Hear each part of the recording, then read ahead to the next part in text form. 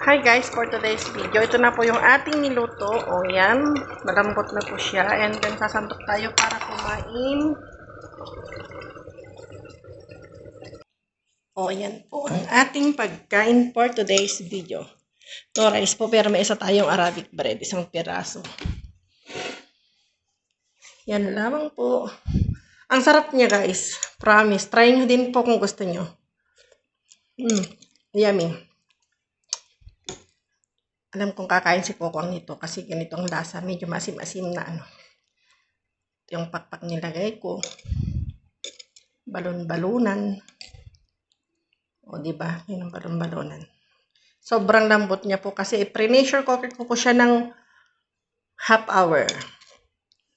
O, pati yung potato at saka carrots durog na.